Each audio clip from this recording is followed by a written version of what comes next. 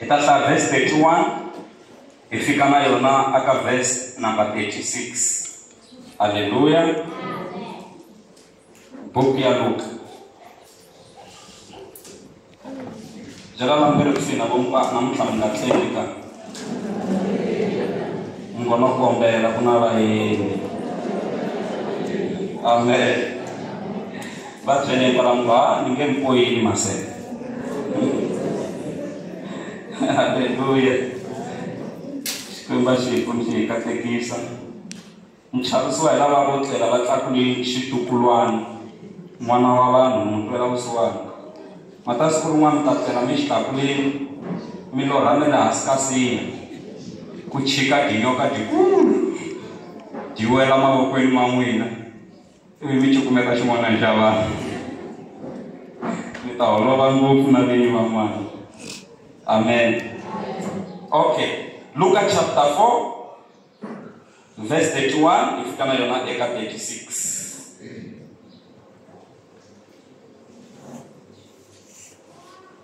Hallelujah. Yeri.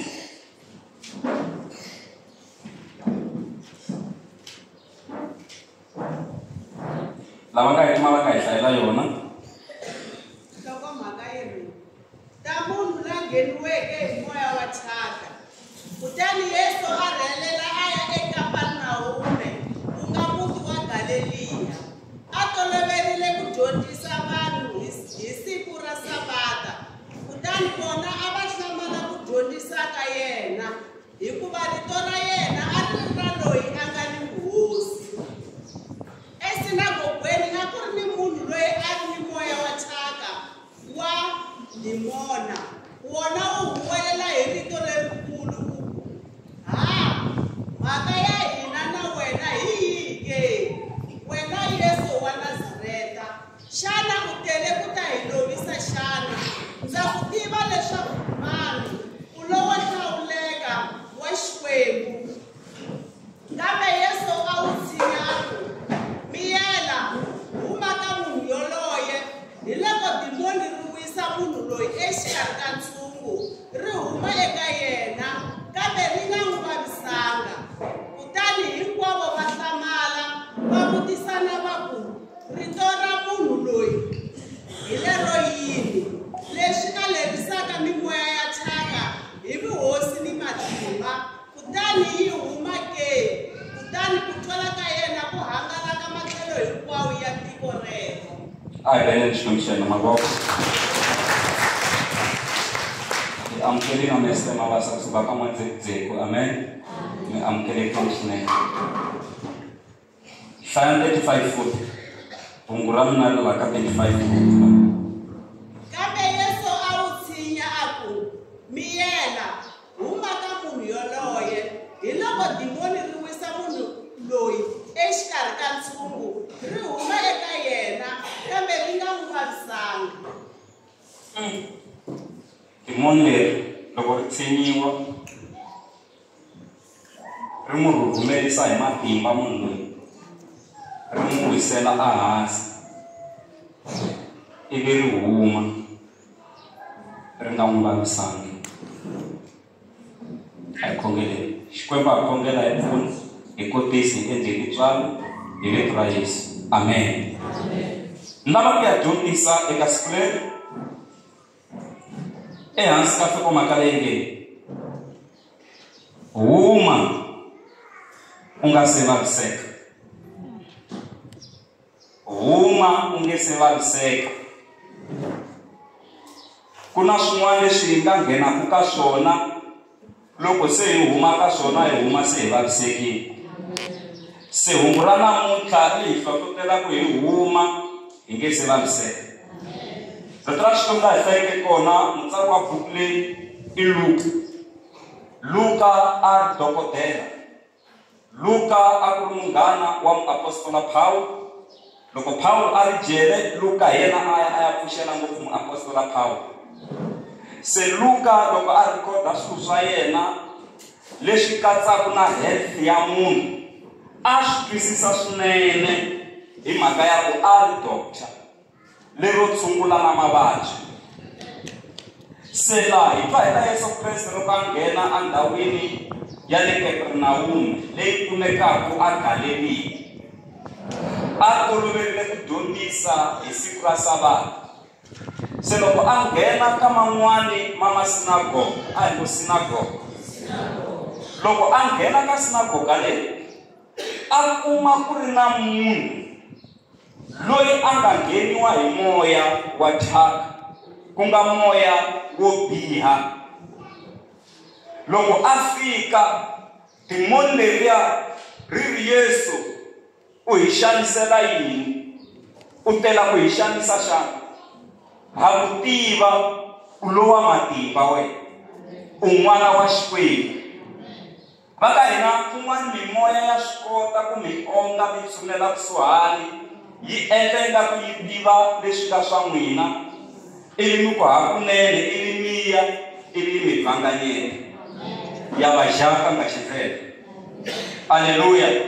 Se Yesu Kreste a swi vona ku loko ko va moya wo biha, se a tshinya moya lowu, a ku wena moya wa thyaka, huma ndzeni ka munhu yoloye. Moya lowu loko u twa mhaka yeleyo, wu endla ku rhumelisa munhu luya hi matimba swinene, wu n'wi wisela ehansi. Hi lero yini moya lowu wu n'wi tlatlalata. Hey, hapa hi tlatlalatiwa la ku fambeni la. A mi se tshama ku tlatlalatiwa hi xiyimo n'wini? Loko mi nge se tlatlalatiwa mi ta vulavula swin'wana na swin'wana hikuva swi tshama swi mi tlatlalata. Hi ku mi vona ingaku lava swi nga va tlatlalata vo ti endlisi. Swa tlatlalata swilo la ku fambeni. Yini moya lowu wu n'wi tlatlalata? Ma swi ta ku tlatlalatiwa n'wini. Ene twanana, yini wu n'wi tlatlalatisa leswi? Wu n'wi tlatlalata a xikarhi ka vanhu, ku a ta khomiwa hi tingana phela. Hi ku phela loko se u n'wi wisa, a wu n'wi wisi hi order ya kahle phela, wo n'wi tlatlalata. Se mara loko wu n'wi tlatlalata, yini wu huma moya lowu handle ka munhu luya, a sala a ri kahle. Loko a kamberiwa a kumeka ku munhu loyi moya lowu a wu nga se n'wi vavisa, a wu n'wi vavisangi, yini wu huma a nga kumeka ku a nga vavisekanga. A hi tlhele leyi 35 nakambe. Jesus, ku na matimba la. Hi hlayeni futhi verse 35 kwalani ka chapter 4 ya Luka. Kambe Yesu a wu tshinya a ku, miyela, huma ka munhu yoloye hikuva Kambe Yesu a wu tshinya a ku, miyela, huma ka munhu yoloye hi loko dimoni ri wisa munhu loyi exikarhi ka ntshungu, ri huma eka yena kambe ri nga n'wi vavisani. Amen. Ri humi aka yena ri nga n'wi vavisani. Miyini hi lava ri humaka mara ri huma ri siya ri nga vavisini. Va langutiseni kwalaho. Ngo a mi se vaviseka n'wina na swi se ni vavisa swi vavisa valeni. Phela loko se mi vavisekile a ma ha naveli nchumu. Loko mo va mi vavisiwe hi vukati a ma ha naveli no teka no tekiwa. Loko wo va u vavisiwile hi mudyondzisi na ku ya xikolweni a wa ha swi lavi ku ya dyondza. Aleluya. Se maka hi fanele hi va hi matimba ku va na leswi hi humaka aka swona hi nge se vaviseka.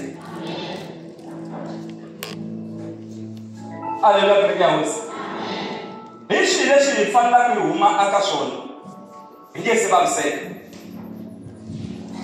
Aleluya. Va kona vanhu kwala xikarhi ka hina. Nchumu lowu hi fanelaka hi huma aka wona hi nge se vaviseka i xitokofela lexi hi xi tlangaka. Ma swi twa mukhanselari wa mina.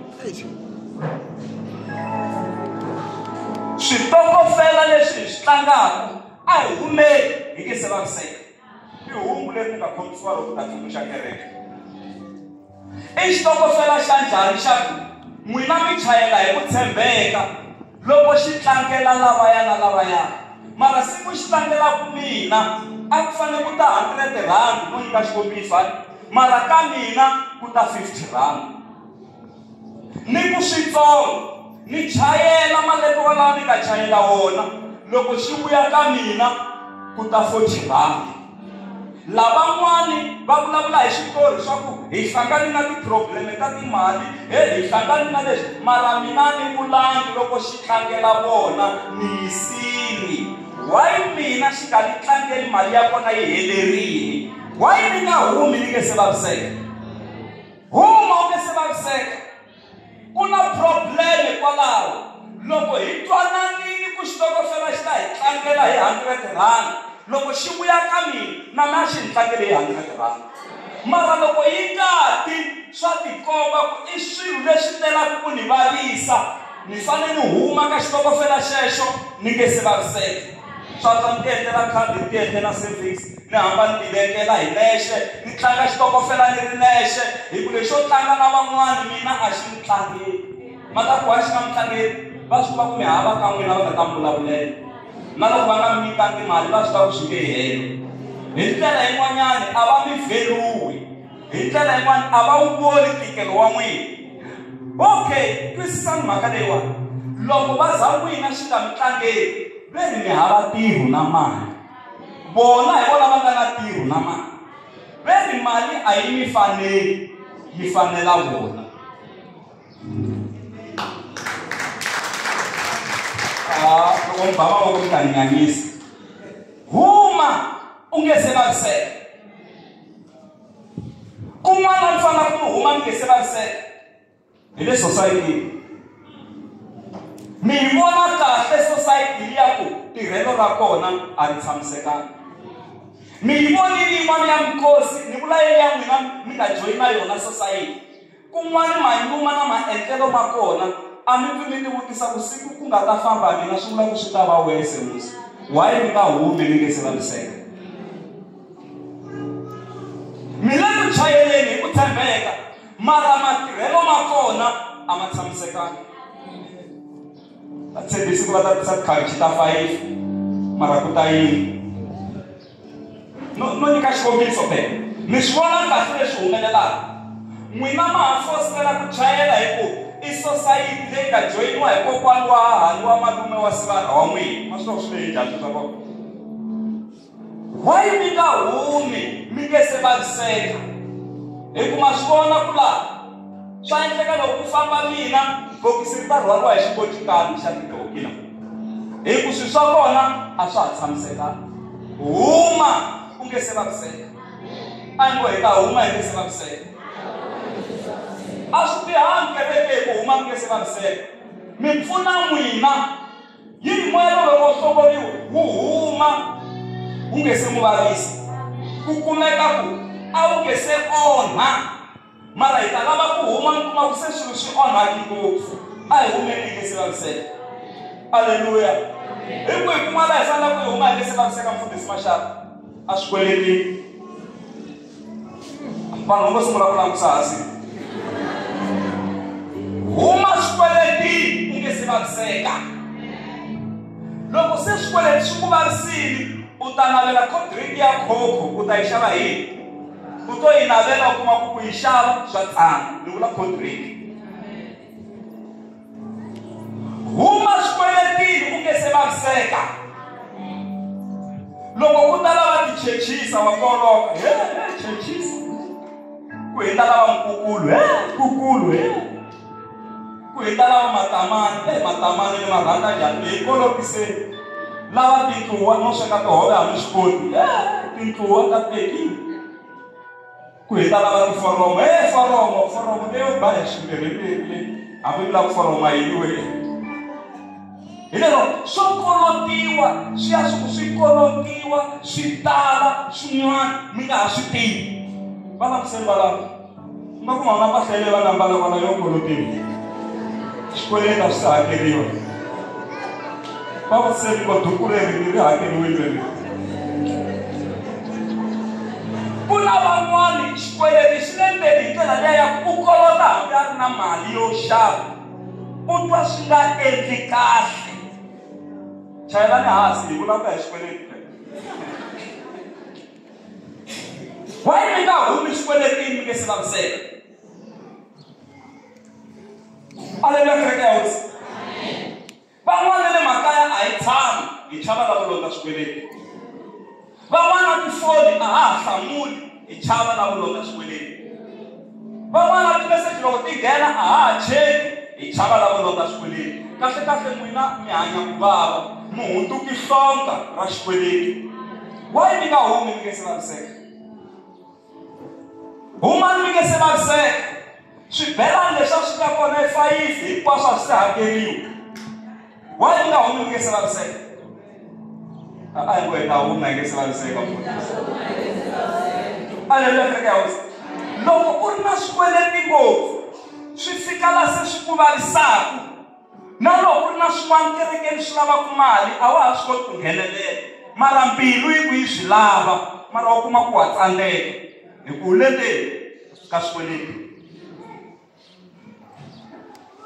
Xi tisa ku yini xikweleti mfundhisi? Xi sungula hi ku lomba airtime. U yi tirhisa yi hela u lomba yin'wana. U yi tirhisa yi ya yi tala loko ku swo kwe leyi a ya ha hakeleki. U susa xitatapheka u tshovelela u cukumeta. A xi helanga xikweleti phela. U yo zama ku tshovelela ku va ku karhata. Se swi sungula kwalaya. Why mi nga humi mi nge se vaviseka? Ni ta kota na ku dyondzisa na vana va mina xikolo swilo swi kota ku famba kahle. Ku na leswi hi faneleke hi huma ka swona va ka hina hi nge se vaviseka. Humani mi ku na huma swi nge se ni vavisa. Na huma swi nge se akela. Na huma ni nge se nyaka pfala. Na huma swi nge se ni humesa timbanga. Na huma swi nge se ni vavisa ni za ni va na ti-answer. Huma u nge se vaviseka. Va lamuseni valava. A vo tsana hi ku tsana valava. Ku xota mali. Va nyiki mali ka vona va tlharihumuka valava. Kahle ku tlharhamuka kahle le. Na magoza ma kona mi ma vona ku hayi ku fambiwa kahle. Mara sweswi munhu u fambeka kule ku vabyeni. Munhu kan'we swikhongelo swin'wana leswi hi swi khongelaka laha loko ho kuma mali swi nga hlamuleka. Swin'wana swa swikhongelo leswi hi nge le ku swikhongeleni. Loko mali mo boha hi laha ra mali ku nga hlamuleka swikhongelo swin'wana swo tala ngopfu. Huma u nge se vaviseka. A hi ngo mfundhisi hi ta huma hi nge se vaviseka. A hi ngo hi ta huma hi nge se vaviseka. Haleluya. Humani mi nge se vaviseka. Hi kun'wana fanele ku huma mi nge se vaviseka. Hi le tirhweni. Mi nga tirhi entirhweni swi endleka ku mi beburiwi ku ve ku mi ta boheka ku ya tirhela ka khampani yeli ya ntsena. Loko mo tibyela sweswo mi ta vaviseka. Ma swi vona leswi humelelaka laha tirhweni. Ma swi vona ku na loko u longe xikhafuthina u fanele u jikajika na xona hikuva nga chela poison anytime. Wa swi vona ku a ku tirheki. Why u nga humi u nge se vaviseka? Hi ku ta vaviseka. Ene van'wana lavo vaviseka swi jika swi antswanyana. Van'wani va huma hi bokisi a fele tirhweni. Why u nga humi u nge se vaviseka? Hi ku vula leswi loko u tirha ndhawini yo karhi valanyana na miehleketo yin'wana ya ku pfa u apply kun'wana. U nga vi na miehleketo ya ku ni ta fela kwala. Hayi kun'wana swi lava ku u huma u nge se vaviseka. Huma u nge se vaviseka. Huma u nge se endla yini? Mi nge se vaviseka. Mara munhu u ta omelela kwalaha mani wa swi vona ku swilo swi le ku tikeni. Wa huma u nge se vaviseka. I ntirho wa njhani na tirha ngopfungopfu kumbe n'wina vo tirha ku lomuya makhixini ya vanhwini na yini no nyika xikombiso a na swi ta swi talangi na switangeni na swi tele lomuya malokixini lomuya. Mara swi lava ngopfu munhu a tirha loko n'hweti yi hela a nga holeliwi a sungula ku byeriwa switori. Ene nuna wa yena hambi hi ta ku yimedema hambi hi ta ku yimani va lava hi ta va vitanisa ku yini. Nuna wa Meden u tiva ku mali u humesile yo holela mutirhi loyi a nga le ku tirheni la kaya. Mara mali va kona leyi na dya leyi va dya mara nuna u tiva ku mutirhi u holeriwile lava va nge le ku tirheni n'hweti yeleyo a va hlamba kambe lexi vitana hi xisibi lexi a loko se xi heleli ngopfu lexiya ini i rikatla a va hlamba hi rikatla n'hweti hinkwayo va ku ni lwela loko n'hweti yi hela ni ta xava kahle xisibi ivi n'hweti yi hela va byeriwa ku haha mali ene rikatla se ri herile why nga humi ni se vaviseka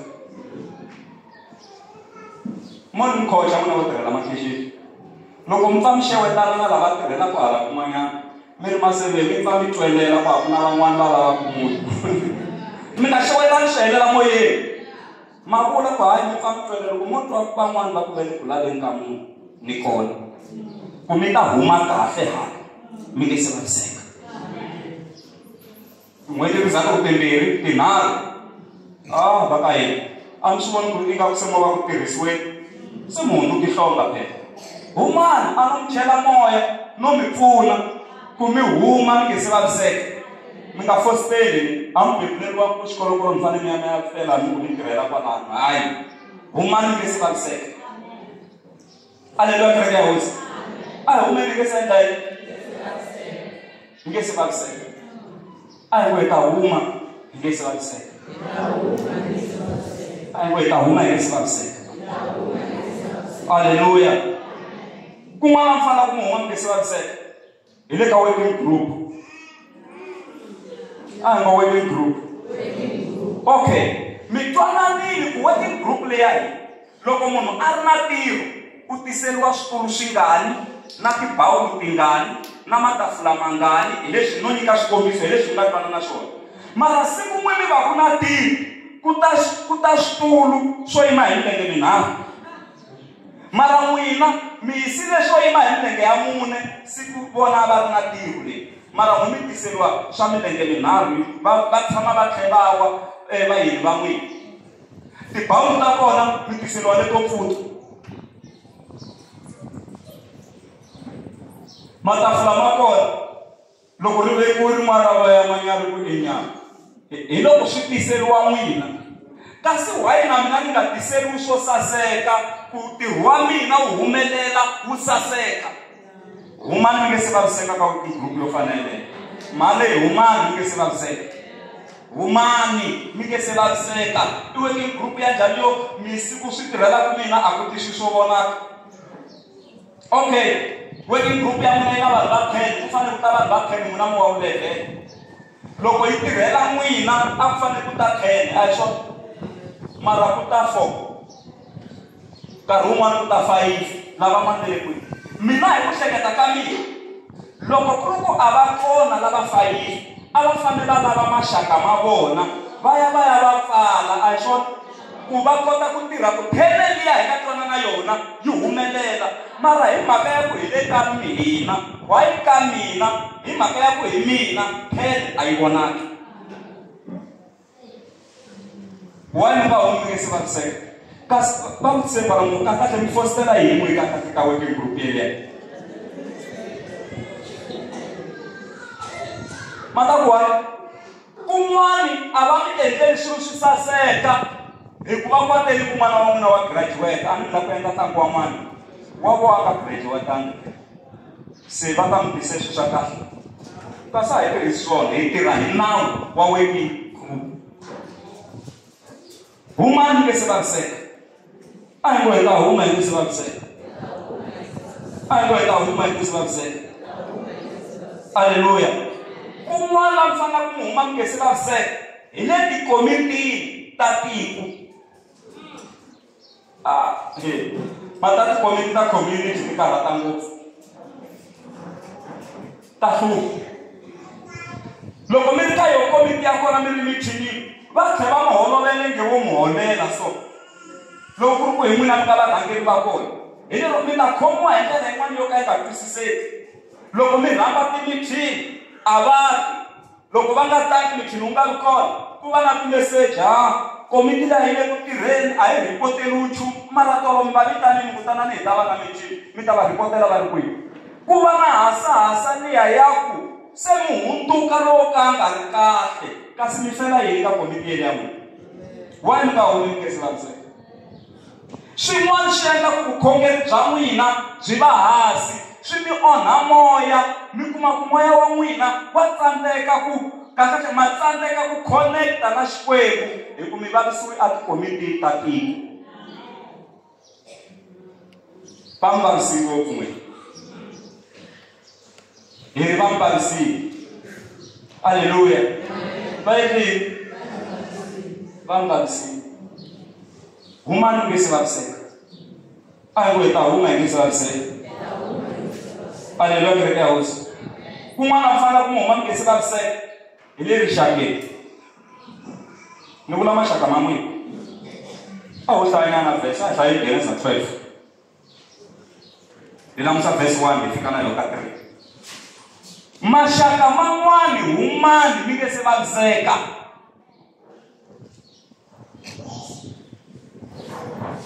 swi lava ku huma mi nge se endla yini ku na maxaka man'wani hi fana hi manamarhela mara man'wani maxaka va ka hi lowu a hi humeni hi nge se vaviseka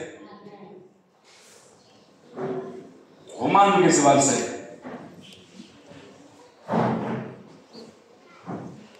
yi kona mi kumi hi hlayeleni ku mi kumi hi lava ku huma maxakeni hi nge se vaviseka ani va langutiseni kwalaho mi ngo ani a ri ku rixaka ra n'wina mara mahanyelo ma n'wina kaza ni huma ka n'wina mi nge se vaviseka va byeleni mi ngo ni ta huma ni nge se vaviseka mi rixaka ri le kusuhi swinene ni ta huma mi tlhela mi nga tshembi no tshemba mi tshamishiwa ku munhu u tala ku pfuniwa ku hi vanhu va le handle ku lava ka vona va ka vona va fanele va n'wi sapota va n'wi seketela mara vo va tlhela va n'wi xavisa why ni nga humi nge se vaviseka mi nge swi kumi kun'wana na kun'wana leswi mi swi kuma ntsena ka mfundhisi va n'wi rhandzaka humani nge se vaviseka hi hlayeleni Genesis chapter 12 verse 1 to 3 hi lava ku huma maxakeni hi nge se vaviseka mane yi hlayeni hi matimba mi yi hlaya yi va na dark field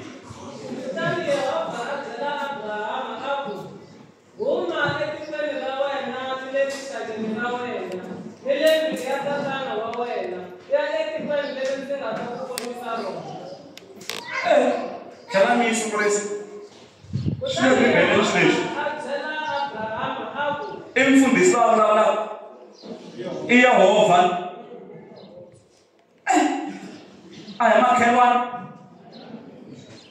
yi ri kutani mani kutani Yehovha a byela Abrahama a ku huma etikweni ra wena ni le rixakeni ra wena ni le ndlwini ya tatana wa wena u ya etikweni leri ndzi nga ta ku kombisa rona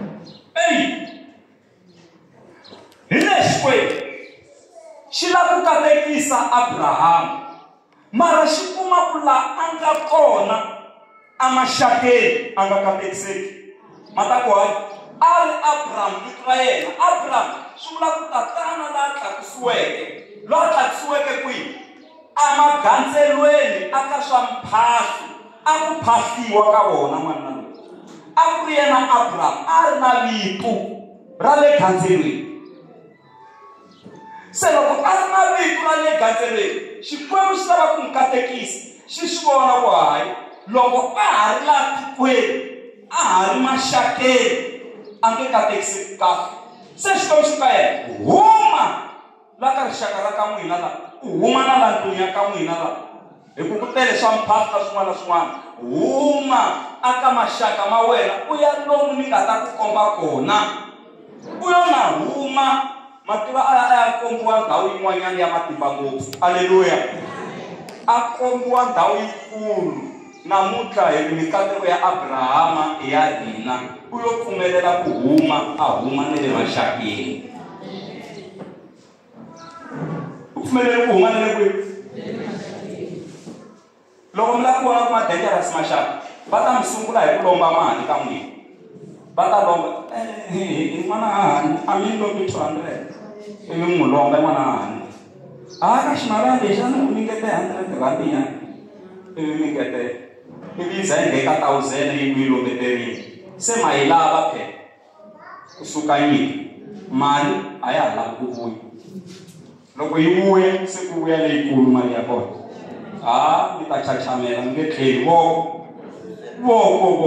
xilota se xa celeka xa ha holi se ku vuyile yikulu mali ya kona mara a mi lomba xaka a mi humi mi nge se vaviseka kunene kasi mi fositela yini aleluya mi fositela yini langusani ku endliwa timithini tin'wana hi kun'wana mi tirhi a mi nghenisiwi ka timithini letiya u ta vulavula yini hi ku hambana a mi ngheni a mi laveki laya a mi na rito aleluya why mi nga humi mi nge se vaviseka xikwembu xi ta mi pfuna mana mi ta hanya kahle aleluya hi nga lweli ku lava ku fita na lomu mi swi vonaku a hi fiti mi swi vona ku mi tshama mi khirhiwa rixakeni n'wini va langutiseni ngopfu ma tshama na ku tirha maxaka n'wini mi tshama mi khirhiwa n'wini mi swi vona ku kahlekahle a mi le ku lavekeni hoyi mi swi vona ku mo fositela n'wina na vana va n'wina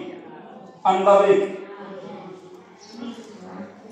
a mi endleni loko va swi lava khisimusi hi ya yi dyela ndhawini ya so mara hi kombe ku un'wana na un'wana va humesi 10,000 va swi tiva ku n'wi mi nge yi koti ku pfaliwa n'wina ku mi nga yi hala va nga ta va khida hi swikepe na swin'wana na swin'wana mi nga tayi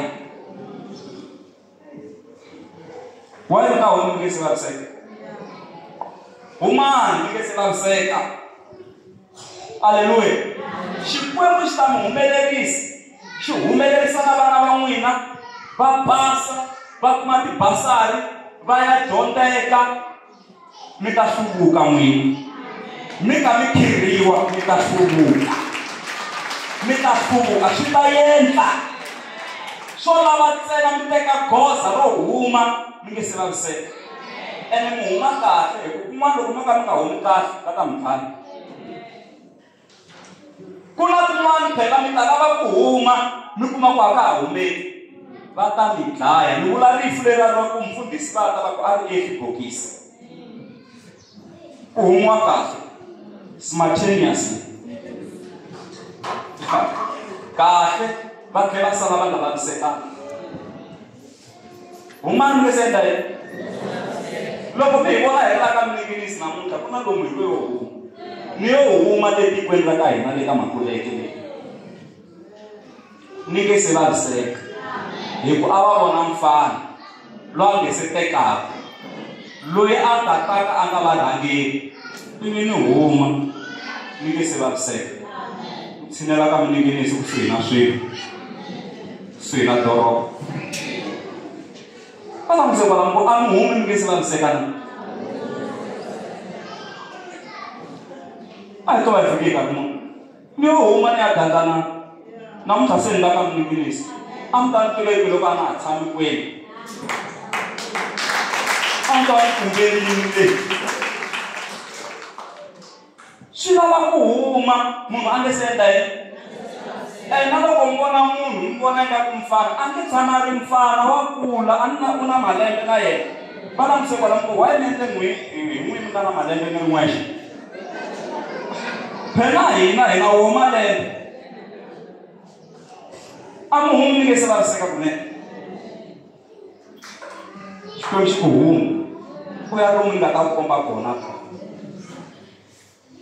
ivi loko a huma na xaka i maxaka ra yena leri a nga huma na rona a n'wi mahlaya bibele n'wini a huma na lota loko a huma na lota yiri lota a sungula ku humelela a va na swifuwo swo tala na abrahama a sungula ku humelela a va na swifuwo swo tala maxaka phela yiri vatirhi va lota na va abrahama va sungula ku lwa va sungula ku holova se lota a ripoteriwa timhaka hi vatirhi va yena ku vatirhi va abrahama va ri ku hi khomeni kahle vatirhi va malume wa wena se lota a sungula ku kwatela abrahama se va sungula ku holova yena na abrahama ene xikwembu xi te huma a xi te huma na xaka hi yena a nga huma na lota kun'wana hi dlayisiwa hi ku kokakoka na maxaka laha hi fanele hi nga ma kokakoki ku ri nghenisa tirhweni ri tlhela ri fika ri hunduka pipi a tirhweni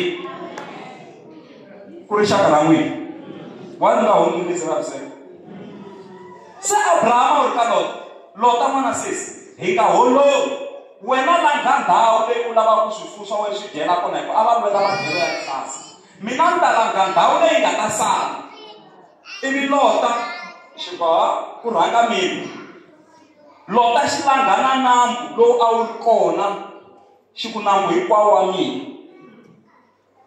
xi langa ndhawu ya rihlaza Lota hinkwayo Abrahama a kumeka ku laha langutisaka kona a kuma ku dry ku hava nambu ku hava nchumu u ya dyisela ku hi tihomu ta yena mara twanana yini Abraham a hambana na Lota a hambana na xaka u yona hambana na Lota xikwembu xi sungula ku vulavula xi ku Abraham teka matihlo ma wena u langutisa kwala matihlo ma wena nga ta helela kona ndhawu yeleyo ni ta ku nyika yona aleluya kereke ya hosi hi kuma swilo na ku humelela hi ku ya hi ku matihlo ma hina ma heleli kwihi loko matihlo man'we ma helela vusiwanini mi ta helela kwalaha vusiwanini loko matihlo man'we ma helela ka ku a mi helo mi ta helela kwalaha mara loko mo teka matihlo ma n'wina and see beyond your situation mi ta vona swilo swa matimba ngopfu vonani le mahlweni mi nga voni leswi nga laha swi nga yima laha swirhalanganyi leswi nga laha vonani swi le mahlweni aleluya kereke ya hosi kwala matihlo ma n'wina ma nga ta helela kona hoyi mi ya kuma swona swa matimba swa xiyimo xa le henhla mi nga heleli laha ku na kun'wana laha hi fanelaka hi huma hi nge se vaviseka a hi vuleli a hi voni ta huma ni nge se vaviseka a hi voni ta huma ni nge se vaviseka kun'wana laha hi fanelaka hi huma kona hi nge se vaviseka hi le vanghaneni I'm sure maseve wala va ta mi siya jele n'wina muntshwa a wu humi vanghaneni pe munghana u lava ku za u kuma xin'wanana u ri xikolweni ku swi ta ku disturb xikolo a wu humi u nge se vaviseka bye makhelwani kwalaho ngo na huma ni nge se vaviseka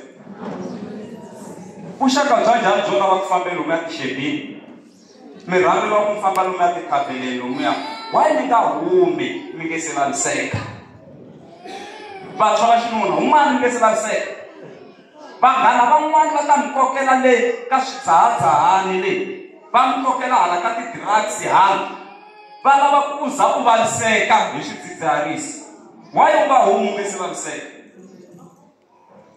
why u nga humi nge se vaviseka aleluya makuva tiko rin'wanyana sorry ku vula leswi mara mo ni swi vula ku mi ta kota ku swi tiva ku humelela yini vana va xikolo va pfa va huma xikolweni va ya tshama nhoveni nhova leyi va tshamaka eka yona ku na xihlahla xo tlhuma a ku tshineli munhu laha exihlahleni lexiya ma ta va endla yini va famba va rhwalela thyaka ra vanhu ani va ta va ta rineka kona ka xihlahla lexiya loko se va boha timbangi ta vona va katsa na thyaka leriya ra vanhu leri hi koti baku kahle i swilo leswi humelelaka ni byeli xitori no lava ku mi kota ku swi twisisa ku na loko n'wana loyi a mi hlangana na yena a mi hlamula swin'wana swin'wana swi nga twisiseki ku va dzahi ya katsi na yini loko vanhu va jika kwele nhoveni kwele ku ya tipfuna va tsaka va kumi swoneka ku va ta kota ku dzama ku ya xi tsala njhani xikambelo xa ku dzahi xaka ra munhu a ni mi byeli xitori se loko wo va u kokiwile u wela ka swilo swo fana na sweswo u nga lavi ku huma ni vula ku nge vaviseki u nge vi na ti-cancer tin'wana na swin'wana kwalaya swi nge endle ku vuvabyi byin'wana byona byi nga twisiseki na lebyi madokodela va nga ta ku lebyi ho sungula ku byi discover byi ta tumbuluka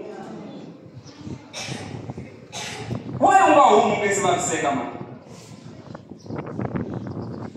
a munhu nge se vaviseka hina vo pfa hi jikanyana hi ya kumanyana byalanyana wa swi va ku siku nwa ku rhuketela tiko leri hinkwaro leri waye u nga humi nge se vaviseka hikuwa swi va ku bya ku tsana satanga tleli kona kaya na vana loko vuya va tumbelele ndzi ka tiwedropo wa ka humulisi vaviseka problem hi na vanhu ni vula na maxaka lawa ma n'wina na wa vona va lavaya a hi byini swona ma vona valungu wa swi kota ku xava ku na mabodhlela walawa mo durha lawaya a nga ri xava a nwa 6 months ku va a karhi nwa lembe hinkwayo o fika a tekanyana a chelanyana ne a nwanyana va na manwele muafrika u teka hi bodhlela ledyiya rera ro durha a vawe kwala na boya hi rhombo dyambu hinkwayo a yeni pfuka munhu a nga ha pfuka va rhwala va yisa xibedhlele va fika va tirhina byala lebyiya ku sungula hinkwavo phaphana nkarhi wolowo se u mbarisiwe na mpahla ya xibedhlele phela leswi nga ku mbarisa i swichudeni swi nge le ku endleka practical kwalaya swa swinhwanyetani swi nga koho kwalaya mara a wu tshiki xikan'we malapelapela ku nge se vaviseka why hi nga humi ka swi leswi hi nge se vaviseka aleluya a hi humeni hi nge se vaviseka xikwembu xi hi pfuni xi hi katekisi amen loko mi mbala xibelani dyambu rero loko mi xi susa mi twa xisuti xa n'wi xi vava vusiku hinkwabyo mi nga tleli siku rin'wana mi tlhela mi xi mbala xi endlisa sweswo ku xi susa xikan'we wa mi nga teki belani mi xi veka le tlhelo mi nge se vaviseka hi ku se mi ta za mi tshoveka kunene hi ku maswon'we siku mi va ku mi xi vele xibelani vhiki rero mi nge tiphini vhiki hinkwayo mi ta khwita vhiki hinkwayo mara xi tshikiwe wa ni nga humi mi nge se vaviseka a hi ngo hi ta huma hi nge se vaviseka a hi ngo le vo masele hi ta huma hi nge se vaviseka van'wani va masele va onhina mindyangu ya vanhu ka ha ri ha mindyangu hi vanghana hi va masele aleluya hikuva masele loko u tekiwini va ta bavaka va ku na n'anga yin'wana hala ya ngetelela ku ri rhandzu ri nyanya ivi mi pfumela va mi endlela sweswi va nga ta mi endlela loko mi hlantswa tipuleti mi tatani ta yimele kwalani mi ni dyisi leswi mi nga ni dyisi loko mi ya tihonyini na landzelela na mina swa ha tsakisa mi ni vutisa mina ndlala hayi a mina ndlala hayi swa ha tsakisa se mi ni onhini why mi nga humi mi nge se vaviseka a hi ngo hi ta huma hi nge se vaviseka aleluya kun'wana va fanele ku mi huma mi nge se vaviseka hi le tinyipini ku na tinyimpi tin'wana van'wana hi ti lwaku leti nga lavi ku hini va ku sengela monyiti leyi lavekele ku hi lweni yi lava n'winaka tinyimpi tin'wana n'wini mo rhangisiwa ku loko se ku copiwa misele yi ta ba n'wina vona va dumberini a mi swi vo mi rhangisa n'wina kahlekahle va lwa hi n'wina kahlekahle n'wina muhunduki ni ta swi vekisa ku yini mihunduki tlhari ro lwa hi rona mara n'wana le ku swi tiveni veri ku riya hi le ri papila famba nyika varhangeri le nyipini kasi papila leri a nga ri khoma i papila ro dlayela a handle ri tsariwe ku promotion a swi tsutsuma a tsakini ku ni promotiwile andeni a ri tsariwe ku hi yaloyo u riya mu vekeli la tihisaku ku a hatla a tlhaviwa papila leri yena a nga ri khoma u ya nyika vakulukumba mara ku ri papila ro dlaya yena wa hi nga humi nge se vaviseka a hi ngo ni ta huma ni nge se vaviseka laha kerekeni ni mi dyondzisa ku nyimpi a hi ya n'wini nyimpi i ya Yehovha aleluya nyimpi a ya hina nyimpi ya mani a hi ti lweli hina ho lweriwa ene a hi rihiseti mu rihiseti i mani i Xikwembu se a hi humeli ka ku lwa tinyimpi leti nga laveku hina tin'wana hi ti lwa hi tifoni hi ku foyineriwa kun'wana ko sendwa a hi ya n'wina kasi mi lwela yini nyimpi leyi nga lavi ku n'wina. Humani mi nge se vaviseka. Huma u nge se vaviseka. Haleluya. Humani mi nge se endla yini? Mi nge se vaviseka. Amen. Kun'wana hi fanele ku huma hi nge se vaviseka, hi nge se ya khongela. Hi le ndzeni ka ti-relationship vuxaka leswi. Huma u nge se vaviseka. I relationship ya njhani ya munhu wa kona u lava ku n'wi vhakela loko mi khomi mali, loko mi ri hava mali a mi laveki. Why nga humi mi nge se vaviseka? A mi humi mi nge se vaviseka? Mukon'wana wa kona loyi a nga mi tshembisa loyi a lavaka ku kombiwa vatswari ku loyi hi ya lava ku n'wi teka. Siku mi fambaka na yena mi loyi hi vona va nga mi tshembisa. Loko xaviwanyana coldrink a nga yimeli na tiglasi mukon'wana wa kona. Yi vhe yi khomisiwa sweswiya hi bodhlela mayi wo khoko va tshembisa vakon'wana va lava. Loko mi ya vuya na tiglasi bodhlela ra ha ri hava nchumu, yena wa rileka la. Mi byela n'wana wa hina u na ku hlayiseka hikwalaho. Ku na ti-relationship tin'wana ti lava mi huma mi nge se vaviseka. Ku na vanhu lava tlelaka va khikherisiwa swibamu. Ku na vanhu lava tlelaka va khikherisiwa mabanga. Mi tlenge xitori sweswi loko ni ku chuma yini, mara lava nge le ndzeni ka swo ve le ku hlanganeni na swona. Ku na vanhu lava tlelaka va khikherisiwa ti-organ. Ivi a ku na tiyisela hi mhaka ya ku ni xavela mugayo. Kahlekahle ho xavisa mugayo lowu na xixevo wu hava. In the name of u ni xavela mugayo, mara a ku le ku nantiheni. Why mi nga humi mi nge se vaviseka? Phela n'wina mi endlisanga sweswo, mina tlhoho hi n'wina mo ya mi ku mi cinca hi ku ya hi laha mi nga kona. Haleluya. A mi humi mi nge se vaviseka kunene. A hi ku hi ta huma hi nge se vaviseka. Van'wana ma sweka swakudya na mukhalabye wa ku a nga dyi, se ma vutisa u dya kwihi ku a nge le ku dyeni la kaya. Van'wana mo vulaka va vuyi mukhalabye mfundhisi loko mi nga ni voni kerekeni na vo magayisi. Siku rero a nga vuya u vhela hita mi se n'wi vona na sweswi. Mi tshikela yini ku ta kerekeni mi nge se vaviseka? Sweswi khisimusi ra fika, a va vuyi va tlhela va famba va mi siya. N'wina ma ha sweka magwinya lawa ma tinghonghoma, ma humela tinghonghomanyana to.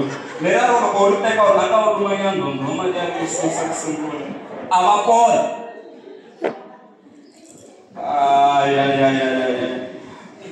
Ku huma ni nge se vaviseka kwalaho i ku tinyiketela ngopfu ka swa Xikwembu. Xikwembu xi ta ni chavelela, vutomi byi ya mahlweni, ni rivala hi swo tala hi ku swi ta ni vavisa. Mi ta vaviseka.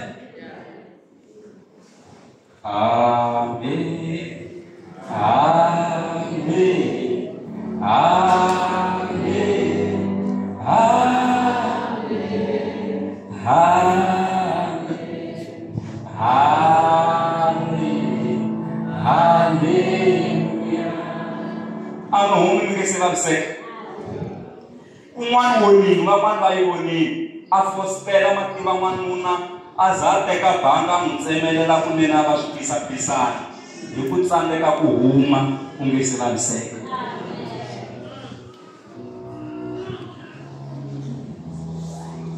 A mi humi mi nge se vaviseka. Sweswi mi bisiwaka swona n'wina. Loko hi hlangana na n'wina hi vo nghonghoma mi yo yila kumatani yo loko ni huma ni yo gomola rivati, ivi hi imagina ku va ri gomorisiwile mara nghonghoma yeleyo kasi mo pfalapfala. Huma u nge se vaviseka. Huma u nge se endla yini? U nge se vaviseka.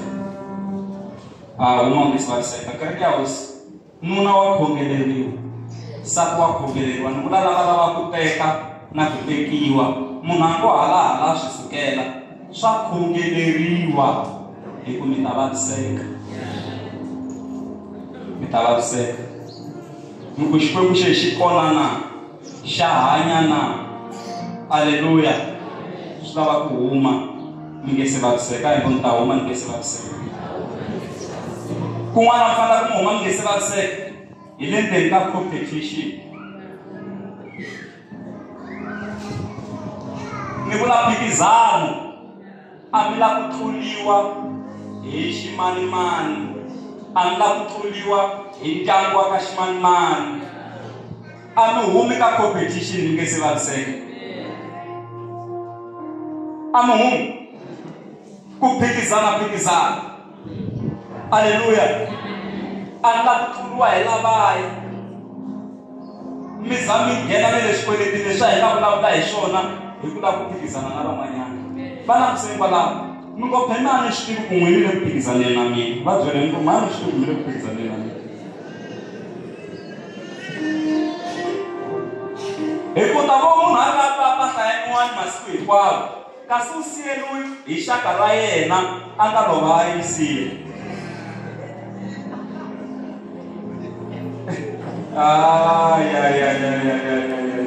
Se mpahla loko va endla swo hangalasa kosi, va tiva ku swatswa hi ku loyi ya n'wi ringana a hi tekeli hi va hi n'wi nyika. Se that's why a tshama ka a pfula etin'wini ku a nge tluli. A mi humi mi nge se vaviseka ka competition. Mi vona lava va kha va pfuxa tiroli n'hweti na n'hweti yo tani yi tele, kasi vo yo humiwa hi le tiprojekiteni. Vo huma vona n'hweti na n'hweti, n'wi mi le ku vileleni. A mi humi mi nge se vaviseka. Mi kwatela mutirhiwa hi ku va pfulela na tivati ta movha, kasi rivati ra movha rawa se ri kotiwa hi lowa n'wanuna ntsena. That's why a huma a ya va pfula laya ku ri nga tawa ri va poyila rivati leriya. Va byele kwala mi nga naveli rawa rivati leriya. Mara n'wi mi le ku vileleni, khampuni liya yi pfulelana na tivati. Papa ximanimani mi nga ni pfuleli hi ku a ni ku pfuleli hi ku le ra hina rivati ri kahle, pfula hi wexe ra lavaya rawa. A mi humi mi nge se vaviseka kunene. Phela ni le ku nyikela swikombiso ku swin'wana leswi mi vilelaku swona va ka hina, a mi fanele mi nga swi vileleli. A mi humi mi nge se vaviseka. Van'wana i competition na ku lava ku tiveka. Va vona un'wana na un'wana loko a famba ka kwini ne. Se n'wana na loyi ve a fumi ngopfu a ri na swa yena, se loko a famba ka kwini maswona. Se tiko hinkwaro ri vhele sungula ku famba swona. Loko endliwa research ku ya kumeka ku n'wana luya a yo kandziya chepisi, se a zama ku yi susa siku leriya a ngo fambisa swona, vanhu va vhe va landzelela. A mi humi mi nge se vaviseka. Hayi ngo heta huma hi nge se vaviseka. Humani ka ku phikizana na vanhu nge se vaviseka.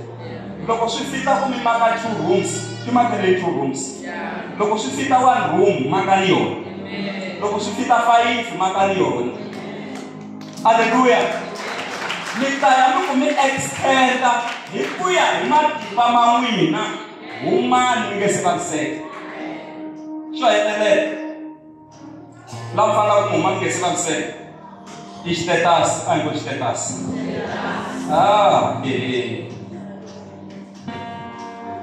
A hi humeni ndzeni ka xitetasi hi nge se endla yini? Hi nge se vaviseka.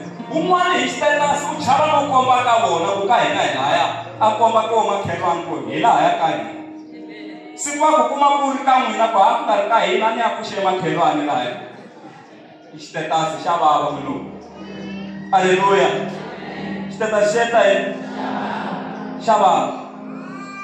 Loko va mi lava ndhawini ku mina xo famba ehani na xona ni famba hi movha wa so ni hana movha na layisense mi hava nkarhi wolowo. I xitetasi. Mi hubuta mi fika va se mi fikini movha wo ku ha tina un'wana wa jaha u hetile yi le khawaxi yi le ku hlantsweni ka swi loko ni heta. Xitetasi xa vava hi ku xi endla ku hanya na vutomi byo hela. A mi khensi sweswi mi nga na swona va ka hina. Haleluya ka hosi. A mi humi mi nge se vaviseka. Mina ni zi khopita na munhu ni ti hanyela kahle na xisatani xa mina. Allah ku tivavisa. Haleluya. Allah ku endla yini? Allah ku tivavisa. Ene ni twa ni hanya vutomi bya kahle hikwani compete na vanhu. Hayi na tamo. Loko mo tinghenisa ka competition ku sungula na switetasi swo ni mfundhisi maxaka rhakeleke ka mningirisi na gandlanana ku ta va na problem. Loko ho lava ku swi endla switetasi hi nga swi endla mara swi yisa kwihi? Swin'wana switetasi swi endla ku hi tsandzeka ku mi fikelela. Hi lava ku mi tshunelela mara a mi fikeleleki n'wina hi ku mi le henhla ngopfu. Mi hanya vutomi lebyiya bya le henhla swinene se a mi fikeleleki. Mi fanele mi fikeleleka ka ho kombela fikelelekani. Amen. Fikeleleka. Yiri moya lowu loko a wu hlongola Yesu wu huma aka munhu lowu wu nga n'wi vavisanga. Xikhongelo xa mina i humani mi nge se vaviseka. Hi ku na ku vaviseka.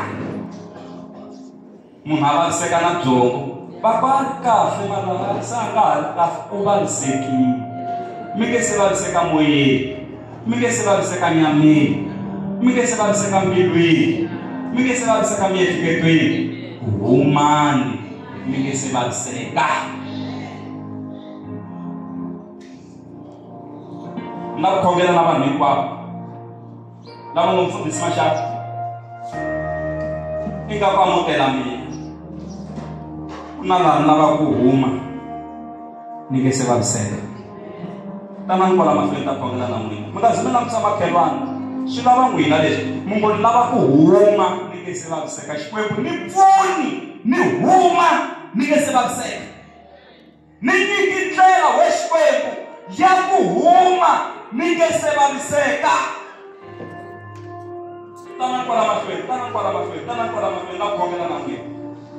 Mi nga yi tekeli hansi mhaka leyiwani. Tanani kwala mahlweni, huma u nge se vaviseka makwenu. Huma u nge se vaviseka. Ku na vanhu lava nga famba va siya tiyindlu ta matimba a ku swa antswa ni hlayisa vutomi bya mina a huma a nge se vaviseka. Ku na vanhu van'wana va nga huma va siya timovha na yini a ku as long vutomi bya mina byi hlayisekile is fine. Huma u nge se vaviseka. Huma u nge se vaviseka. Ni kombela ku ta vanhu lava swi twisisaka haleno. Tanani nga chavi. N'wina ku na area leyi ku na mi yi tivaka mi yi vonaku leyi ni lava ku huma ni nge se vaviseka. Na Xikwembu xa swi tiva sweswo mi le ku naveleni ka ku huma ni nge se vaviseka. Humani nge se vaviseka. Humani nge se vaviseka. Na mi khongotela na mi kombela humani nge se vaviseka. Xikwembu xa mi rhandza. Xikwembu xi mi rhandza ku tlula leswi n'wina mi swi hleketisaka xiswona. Xikwembu xi mi rhandza hi rirhandzu leri n'wina mi nga ri tiviki kambe rirhandzu ra Xikwembu ri anameni. Huma nge se vaviseka. Yimisani mavoko ya n'wina na ku ya khongela na n'wina. Hina hi nga kona kwale hi ta suka yima hi ya yimbelela na vamakwerhu haleno hi sapota vamakwerhu lava nga haleno lava ku hina ka huma hi nge se vaviseka. Xikwembu hi nyiki ndlela ya ku huma hi nge se vaviseka. Yimisani mavoko ya n'wina na ku khongela na n'wina. La ku khongela na n'wina hi vito ra Yesu.